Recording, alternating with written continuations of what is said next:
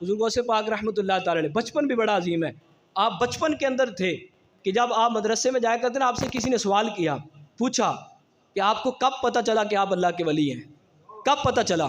تو آپ رحمۃ اللہ تعالی فرمانے لگے بھی میں بچپن میں تھا، نابالغ تھا، جب میں مدرسے میں جاتا نا، کلاس میں بیٹھنے لگتا تو فرشتے میرے ساتھ جاتے، فرشتے میرے ساتھ مجھے پہنچانے مدرسے میں جاتے، اور جب میں کلاس میں داخل ہوتا تو وہ دوسرے لڑکوں کو آواز دے کے کہتے کہ سائیڈ پہ ہو جو، اللہ کا ولی آ رہا ہے،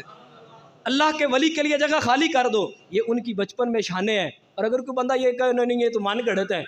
تو میں پھر ایک ہی بات عرض کروں گا، زیادہ ٹائم نہیں ہے، ایک ہی بات عرض کروں گا کہ جب سید عالم صلی اللہ تعالیٰ علیہ وآلہ وسلم پہ قرآن نازل ہو رہا تھا نا، اس کے اندر حضرت عیسیٰ کے، حضرت موسیٰ کے، حضرت آدم کے، حضرت ابراہیم کے قصے سنائے جا رہے تھے نا، اس وقت کافروں نے بھی یہی کہا تھا یہ تو قصے کہانیاں ہیں،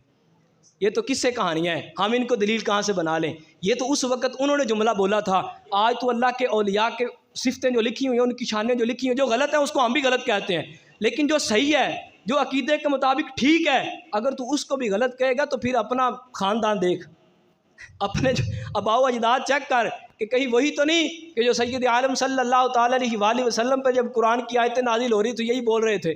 یہ تو معاذ اللہ قصے کہانیاں، من گھڑت باتیں ہیں۔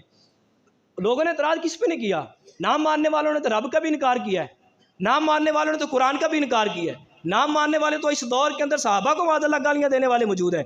ہمیں تمہارے جملوں سے کوئی فرق نہیں پڑنے والا، کیونکہ ہمارا عقیدہ وہ ہے جو الحمدللہ ہم قرآن اپنے سر پہ اٹھا کے بھی یہ کہہ سکتے ہیں کہ اہل سنت کا عقیدہ سچا ہے۔ ہم جس عقیدے پہ ٹکے ہوئے ہیں، جس عقیدے پہ ڈٹے ہوئے ہیں، وہ عقیدہ الحمدللہ سچا ہے اور قرآن و سنت کے مطابق ہے۔ اللہ تبارک و تعالیٰ نے اپنے انبیاء کو شان کو قرآن میں بیان کیا ہے۔ بنی اسرائیل کے علماء، بنی اسرائیل کے اولیاء، ان کی شانوں کو اللہ تبارک و تعالیٰ نے قرآن میں بیان کیا، اور اس طرح کی کرامات کا ظہور بنی اسرائیل کے اگر ولیوں سے ہو سکتا ہے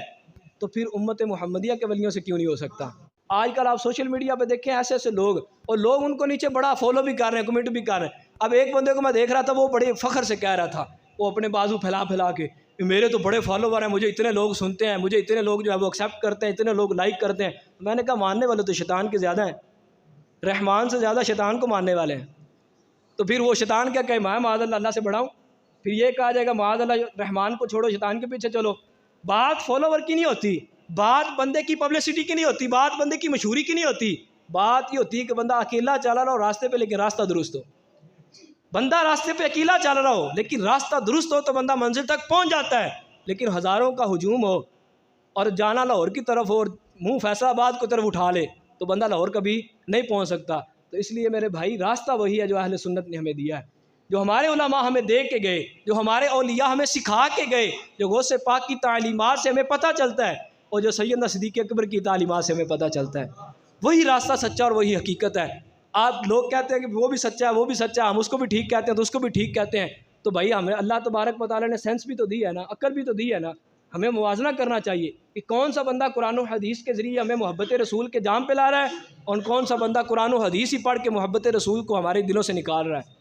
اس بات پہ فیصلہ ہم نے خود کرنا ہے۔ اللہ تبارک و تعالیٰ ہمارے عقائد کی، ہمارے اعمال کی حفاظت فرمائے۔ وآخر دعوانا ان الحمد للہ رب العالمین۔